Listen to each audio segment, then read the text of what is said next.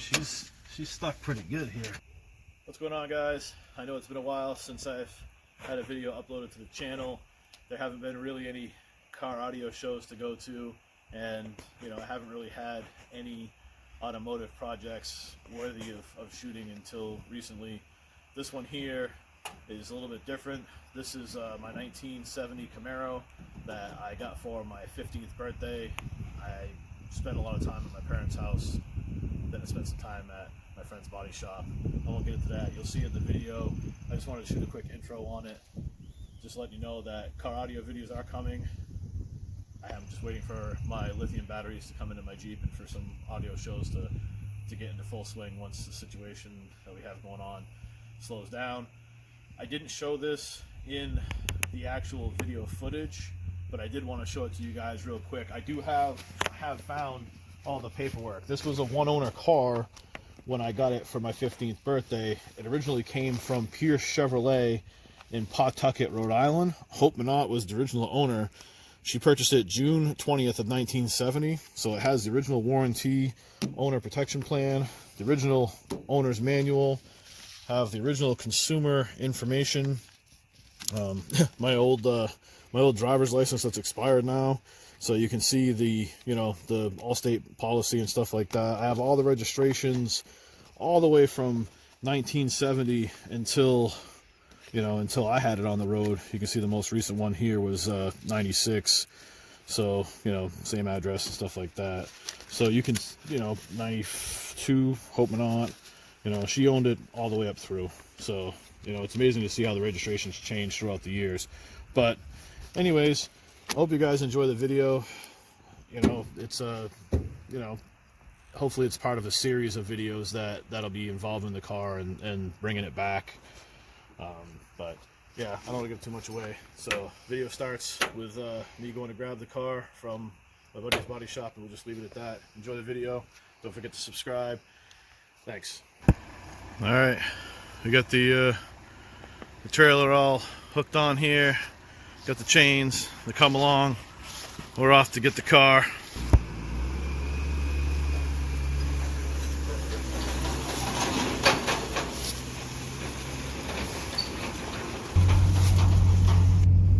Alright, so we're off to pick up the Camaro. Little history on the car. It's a 1970 Camaro.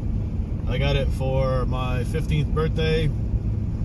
I learned how to drive on the car. I got my license. I drove it for one summer. The car had 63,000 original miles on it. When I got it, it was parked with 73,000, which I'm pretty sure has around 73,000 on it right now. The reason I stopped driving it, I let a friend drive the car, so my parents, because it was on their insurance, took it away from me. And it sat in their garage for, 20 years or so.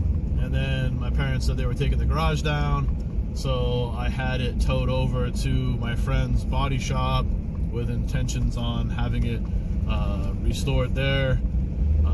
But it's been sitting at his body shop now outside for the last couple years, and I just don't have the finances to have it professionally done at the moment. So we're going to pick it up, bring it home, and I'm going to try to revive it at home. And since I'm doing so, I figured I would document the process on video. The car hasn't been started in over 20 years, so it should be pretty interesting. But we'll check back in when we get up the road and get the car on the trailer. All right, so this is the car here. Got the wife pumping up the tires over here.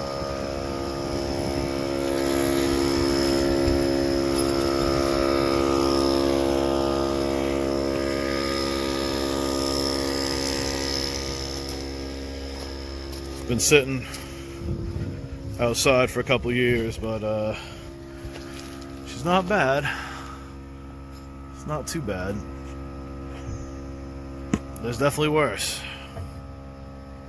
I've been underneath, the floors are solid. So we'll get it on the trailer, we'll get it home. I'll give you guys a proper walk around.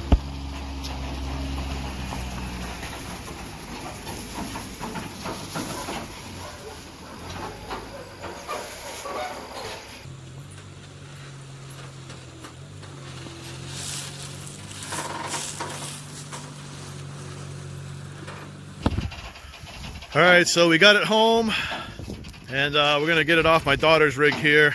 I'll be able to move it around the yard with my truck. Got the wife cranking here. Get it up off the ball. But yeah, she's pretty solid.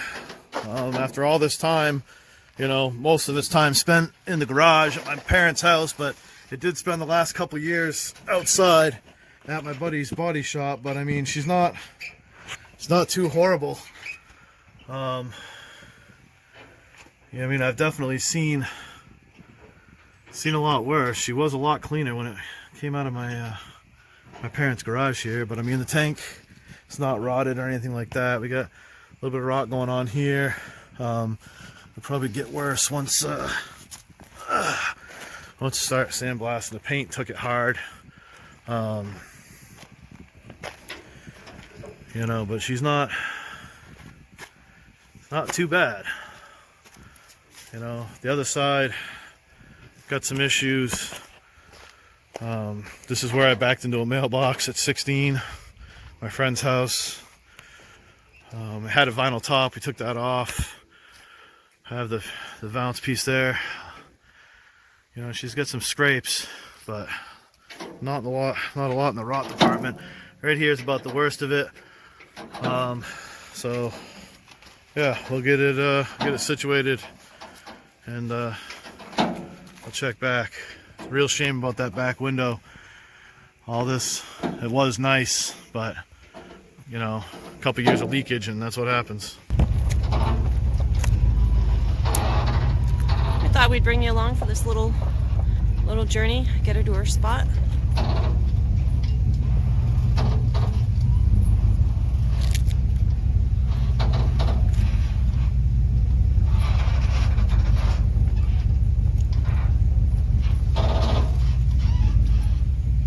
We're about to get a rainstorm, so we're gonna get her in her spot and get her covered over, secured.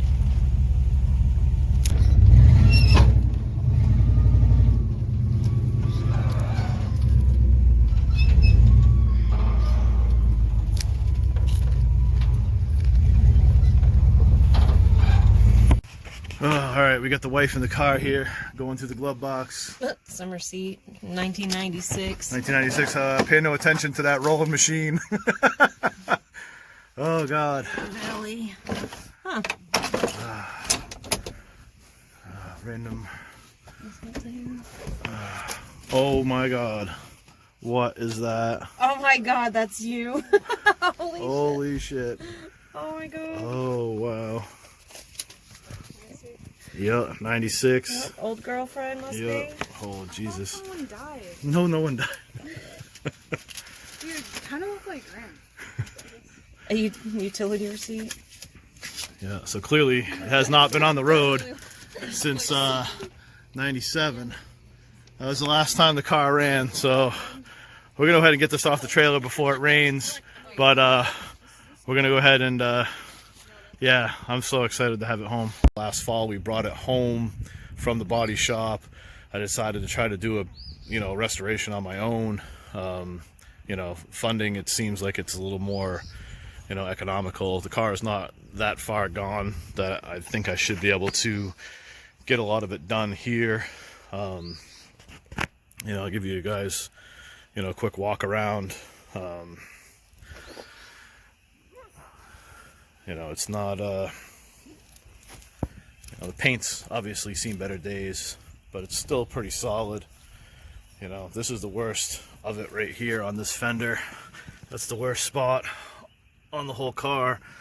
The door has some scratching, and the lady that owned it before me muffed it up when she was pulling it in her garage. That was the story. It had different rims on it back then. I threw these rims on it. I sold the Keystone Classics when I was a kid, just to get some money. It didn't look like this. This is from being outside. Some water got in there, and we took this piece off when we took the vinyl top off and took the glass out, and it wasn't sealed. So when it sat, it definitely got some moisture inside. The seats, the front seats and the seat bottoms are at my parents' still. The floors pretty solid still. you know, they didn't take it too hard. You know, everything looked pretty good underneath. Like I said, you just got this issue over here, and obviously my headliner has seen better days now. But you can see that it, you know, 77,000 miles. You know, it's not that bad. You know, definitely needs some attention, but you know, we'll see if we can pop the trunk for you guys real quick, let you see that. Apologize for the dogs barking. You know, you can see, you know, some water did get in the trunk, but you know, it doesn't look like it got it too bad here. I mean, it's, you know, it's still pretty solid underneath here. So you know, this quarter's okay. This is from me backing into my friend's mailbox when I first started driving it. I actually learned how to drive on this car, which was pretty cool, being 15 and you know, having a 70 Camaro. She's a little creaky. It does only have the 250 straight six. It does not have a V8, so you know, that probably kept me alive being a teenager. I'm sure if it had the V8, I might have, you know, done damage to the car or myself back then. You know, teenage boys. But it has a 250 straight six with a 2-speed power glide. This is just exactly how it was parked. You know, it's been sitting for, you know, a long time, not started. So we trailed it to the body shop, and then we trailed it home. So I don't know if she's gonna fire up, you know. I don't know. I mean, we could see she still turns, so she's not seized up. She's a little stiff, but she's not seized. So we'll see, you know.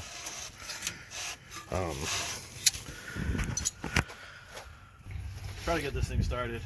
You know, first thing we're gonna do is we're gonna make sure that it has oil. We already know that the engine actually is not seized up. It does turn over, so that's fine.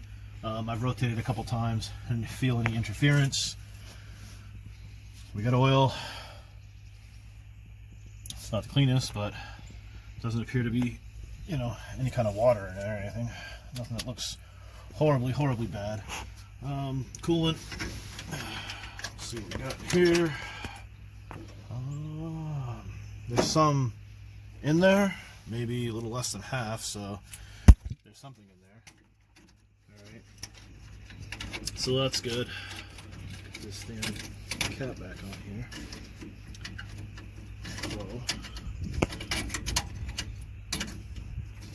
Whoa. Alright, get the cap back on.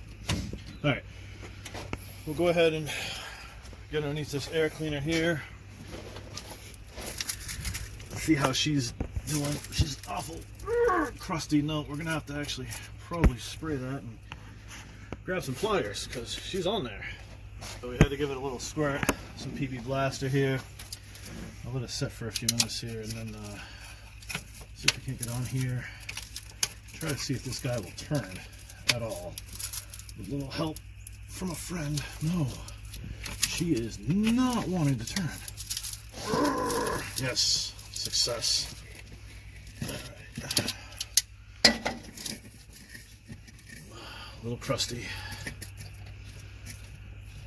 I don't know how many mice nests are going to be in here. We got a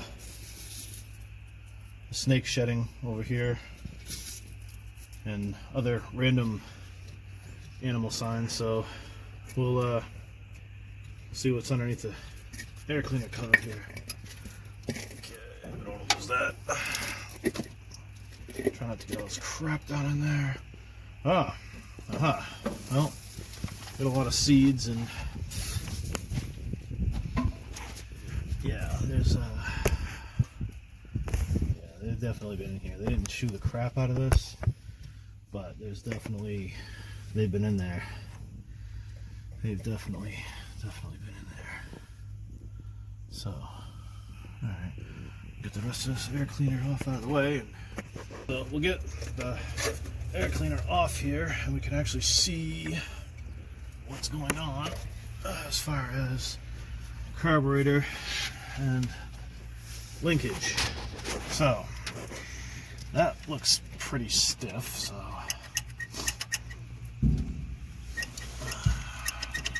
might have to lube that up. This linkage is, yeah, that's definitely, this is not moving at all here, so I'm gonna have to spray this and let it soak and see if we can't get that get all this linkage on the side here freed up. So I'll be back in a second. And she's stuck pretty good here. I mean, nothing really wants to I mean, give it a gentle love tap here, but she's seized right up. I'll have to spray it and give it a few love taps in here and spray it and give it a few more love taps. And I mean, she's just, there's just, you know, so I'll work on getting this unseized if possible, and I'll check back. Because the linkage is pretty seized up, we're gonna try to just take the carburetor right off so I can see if I can't free up that linkage without trying to do it in here. I have to cut the damn fuel line, which really sucked. So I'll have to splice. Why are we not going on there? Oh, because that's in the way. Well, I guess I gotta get a swivel for that side. So that's good. But anyways, we're gonna get this carburetor off and you know, try to see if we can't get the linkage unseized. So we're gonna remove this carburetor here. Get by things here. Yeah, that's nice.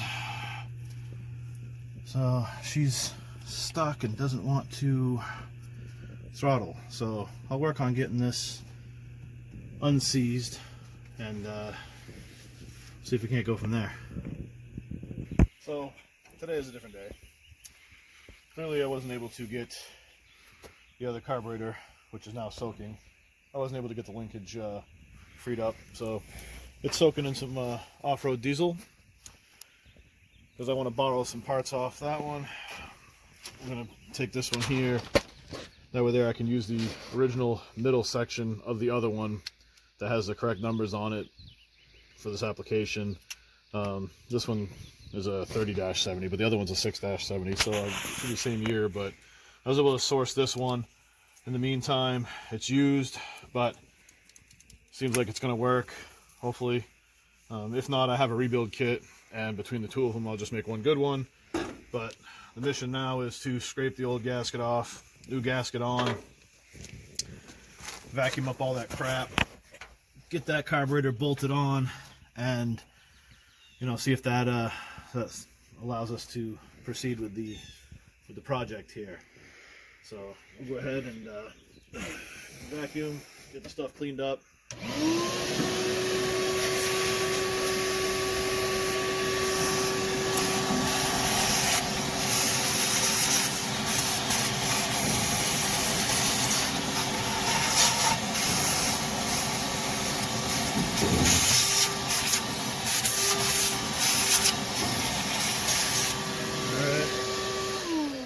Start scraping off the old gasket. Oh, well, the old gasket might come off easier than I thought.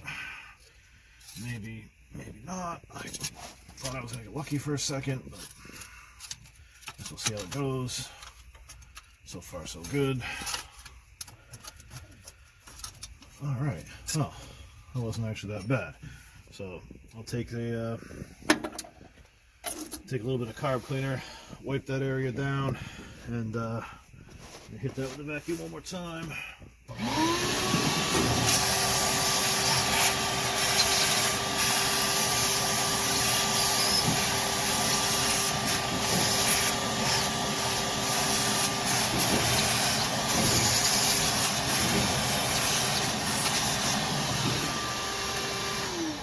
I don't know if the gasket underneath there, if I really feel like changing that one right now.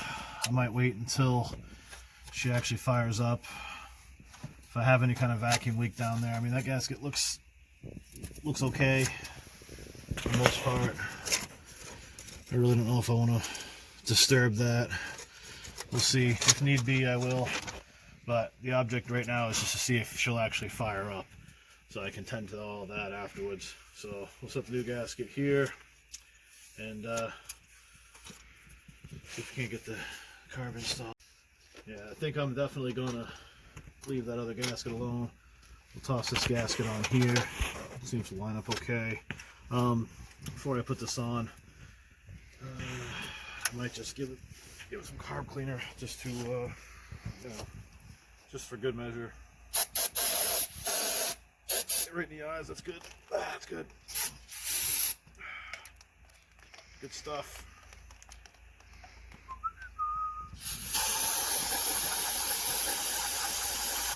Yeah, she was a little dirty in there. So.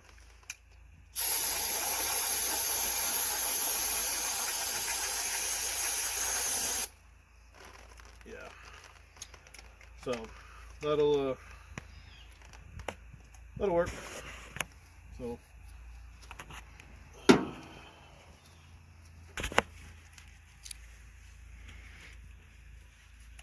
dry it off a little bit.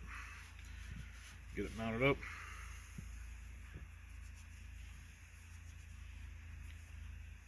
Yeah, it was obviously sitting on a shelf somewhere for a while. You know, like I said, if it doesn't fire up, then that's okay. We got another one, and we'll just use the parts that I ordered, and we'll rebuild the damn thing. Now this, last time, set right on there. So there we go. All right, we'll get all this connections back here, hook back up if springs would get out of my way and not fall on the ground. That's nice. Saved. Okay. Now why is that not? Alright, we're gonna have to look into that situation. So I'm gonna have to pull that off so I can slide that forward a little bit, so I can actually get some rubber action on that. We have the new carburetor, or the new used carburetor, all installed here. I got rubber fuel line where I had to separate the metal line. I'm gonna leave this off, and we'll see if the fuel pump actually pumps fuel once we get a chance to turn it over. On this side here, running to the fuel pump itself, we have some fuel line and fuel cell. So we'll leave that there. When we're ready, we'll stick the hose in there and see if it actually draws and we get fuel over there. If we do, I'll hook that up. But first, we got to address the situation down here. This battery tray looks like it should support a battery. We got some wires. We got some more wires. This is going to be cleaned up. So we'll get the terminals tossed on. So you can see we got some greening going on in here. So before I put the terminals on, just want to get in here, clean some of this greening out of these wires, hopefully get a better connection, maybe actually get it to turn over. That would be nice. Hopefully the starter's not seized up or the solenoid's not frozen. So we'll see how that goes. This one's all cruddied up in here. Down there. Alright, so it looks like what we got for wires is we got a positive here for the wiring harness, positive running to starter solenoid, and we got the ground to the engine block and the ground to the body. So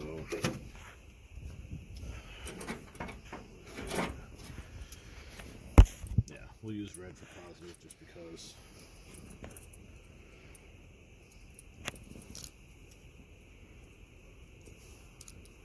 There's a little stuff.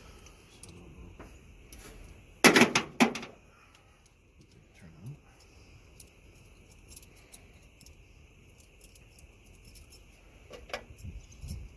So I know I'm wearing a different sweatshirt here, different outfit because it's a different day. We're only able to do so much a day before running out of daylight and having to run over and get some fuel hose and stuff from the parts store. But proceed with the project as we can here. Hopefully she fires off and it's all worth the effort. Alright, so we got the battery terminals on, get the battery in place. So we're gonna see if anything sparks or smokes. Hopefully not. This is wire's looking a little. One wire's looking a little rough. Everything else looks okay. Okay, so nothing bad going on there. We'll just kind of just leave these set on here. Let's see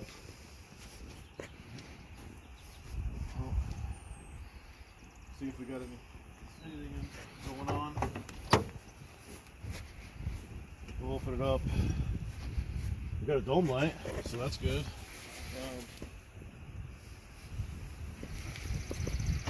I guess the moment of truth is, you know, put the key in and see if anything.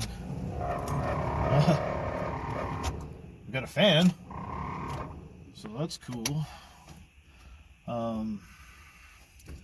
We got headlights. Let's look.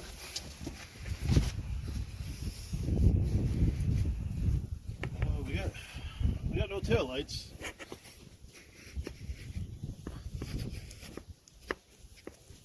But we got headlights. So, alright.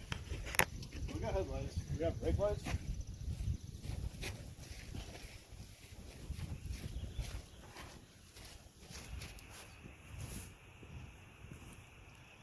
Yeah, no. Just the right. Alright, so is directional working? It did for a second. It's okay. Oh, wait a minute. Yep, So the relay is okay. Here we go. it's working. And then the other side don't. No. So, all right. Well, that's cool. All right. So I guess. Whoa. It says I got way too much gas here. I'm like way over full. So clearly the sending unit is obviously having an issue telling me I have an overfull gas tank, which I know the gas tank is completely empty. I got an alternator light on over here, excuse me, generator light. I'm not going to mess with the wipers because it's obviously, I don't want to scratch the crap out of the windshield. But, you know, some of the electrical seems to be working okay. You know, I guess you can try to turn on it. I'm going to have you over here and just watch when I turn it over and just let me know if gas starts pumping out of here. We'll stick the hose in the gas tank and see if she pumps fuel. If she pumps fuel, we might get it started. That would be really, really cool. So we already checked the oil. We already checked it does have some coolant. So, yeah. You know, it's not completely open, so there should be a diaphragm left in the pump somewhere. Alright. So you watch out here. Okay. Let me know if that starts spitting gas, and then I'll hook that back up.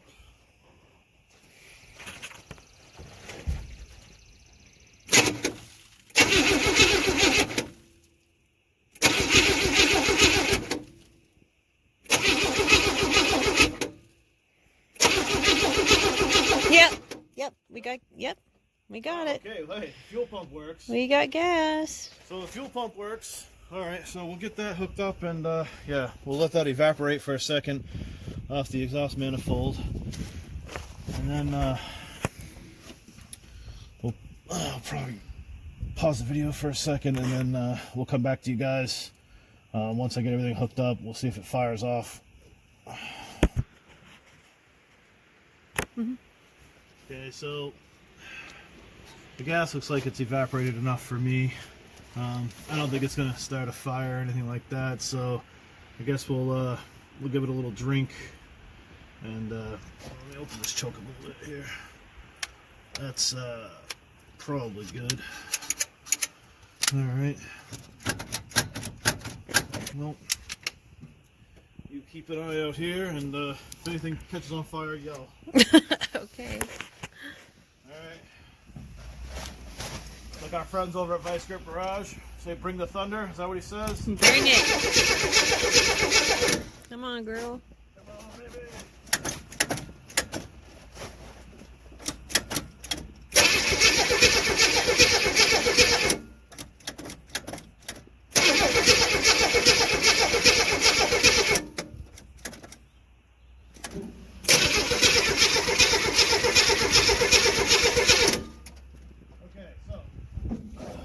It's time to look and see if we're getting spark, because we know we're getting fuel. If we're getting spark and it still don't fire, it could just be the carburetor is no good that I got. And I got the kit to rebuild that, but let's check and see if we're getting spark first. So we'll pull off a wire here. I guess we can just pick one. Hopefully, yeah, I was gonna say. I don't have a spark checker doodad, but what I do have is a screwdriver. If you give me a second.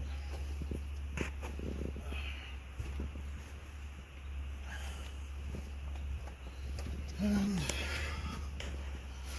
we'll see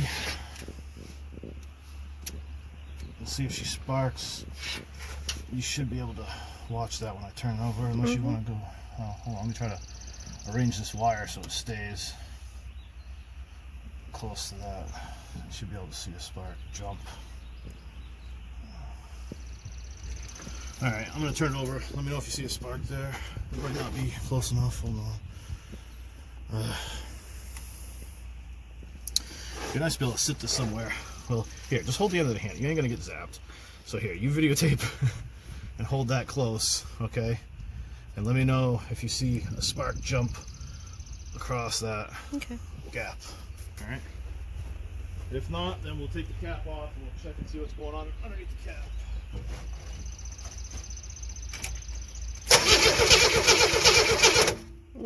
No spark. All right, so we're gonna have to start diagnosing why we don't have a spark here. And the first thing we're gonna check is we're gonna check the coil. We got this set up to check the coil. With the multimeter and the ignition on, we know that we have 12 volts here, so that's good. We have the other side of the coil set up to run to this wire here, and we have a spark plug in line here with the coil. And if we just drag this wire across this terminal here, it creates an intermittent ground, and it actually causes that spark plug over there to spark, which you probably can't see on video, but it is sparking. So we know that the coil is good. So whatever the issue is going to be inside the cap. I'll probably just throw a set of points in it. The points I had here fell down, but I got a new set of points, so I'll put a set of points on, and we'll see if we get spark coming out of the cap. All right, so we got the new points in here. I got them set with a matchbook for the gap. So we'll get everything back together here. See if she'll want to fire off now. I thought about just checking for spark one more time with a spark plug, but in the event that she now has good spark, then I wouldn't want it to fire off on 5 cylinders. So we'll see if she fires up now, and if not, then we'll check one more time for spark. All right, so we're gonna give it a little squirt just for good measure, because it's been a few minutes. Get it good and primed up here. Let's see what's going on there. Oh, yeah, that diaphragm. If it fires up, we're not going to run it long, because you can see when you pump the pedal that we definitely have, this carburetor is going to need to be rebuilt. But it'll be interesting just to see if it actually fires off. Like I said, we won't run it long.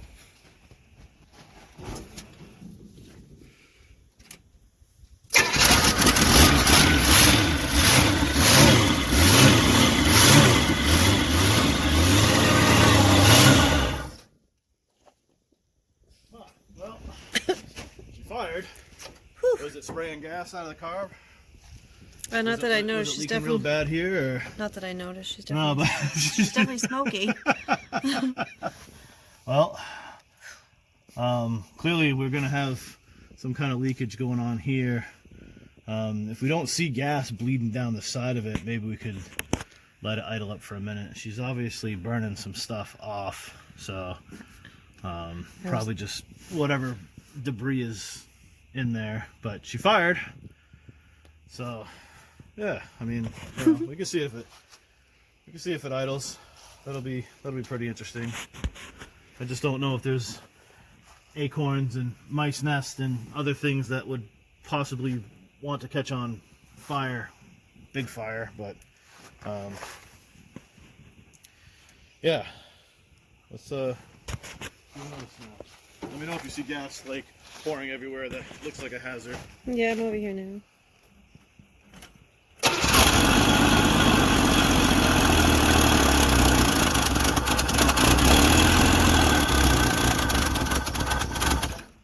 Well, No. she won't idle on her own, but she at least fired up. No gas. There wasn't any gas squirting. First time in 23 years.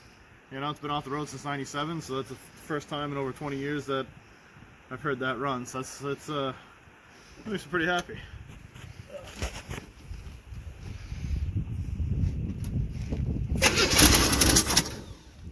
Little gas spurt.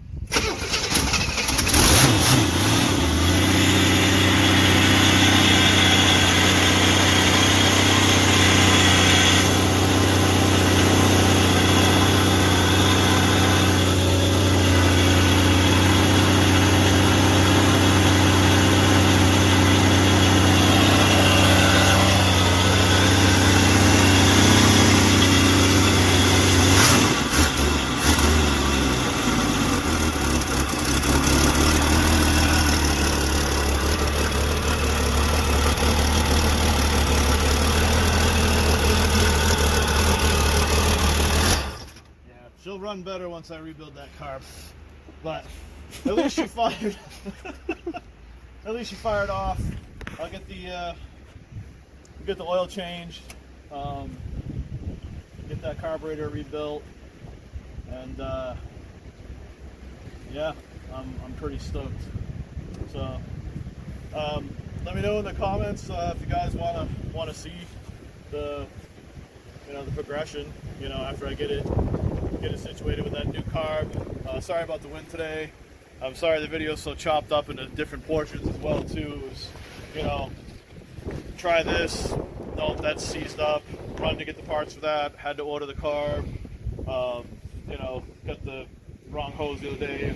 It's just, it's just been, an ongoing ordeal here. Just trying to see if it'll fire off. But yeah, basically at the end of the day, swap the carburetor and swap the points, and after 23 years she still fired right off, so that's pretty good. Once I get everything situated, we'll go ahead and maybe see if the transmission goes into gear and see if the tires spin or whatever. It's up on block, so we'll see how that goes. But yeah, I mean, if you guys want to see that stuff, let me know. And also let me know if you guys think I should keep the 6 in here and build this up, or if you guys think that some kind of like stroker or some kind of big block, or definitely let me know. Definitely thanks for checking out the video. Subscribe to the channel if you would, please. I'd appreciate that. Shout out to the guys over at Junkyard Digs and Vice Grip Garage. Those guys are pretty inspirational. Thunderhead 289, showing me how to check the coil and stuff like that. That's educational stuff. Those guys' channels are great, so definitely check those guys out too.